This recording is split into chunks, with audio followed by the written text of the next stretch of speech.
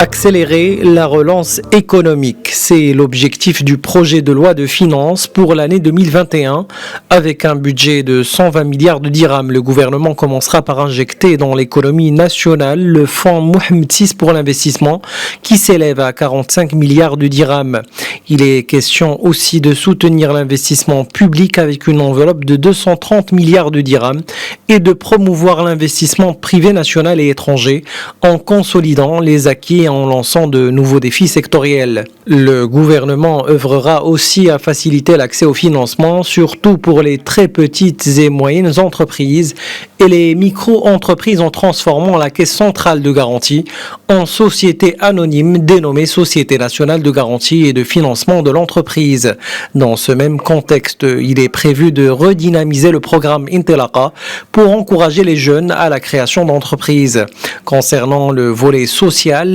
le projet de loi de finances 2021 prévoit de lancer la première phase de la généralisation de la couverture sociale. Autre volet important du projet de loi de finances, la généralisation progressive du préscolaire avec le renforcement du corps éducatif et la mise en œuvre de la nouvelle feuille de route pour le développement de la formation professionnelle et la promotion de la recherche scientifique. Aussi, pour rattraper les déficits en infrastructure et soutenir les ménages en situation de précarité, le gouvernement va lancer la troisième phase de l'INDH, Initiative nationale pour le développement humain, et poursuivre dans ce même élan le programme de réduction des disparités territoriales et sociales en milieu rural. Dans le volet fiscal, les mesures présentées s'articulent autour de 5 axes, à savoir l'encouragement et l'accompagnement de l'investissement, l'amélioration des régimes d'imposition des petits contribuables, la lutte contre la fraude fiscale, la clarification de certaines dispositions fiscales et l'amélioration des relations entre le contribuable et l'administration fiscale. Parmi les mesures phares de ces projets fiscaux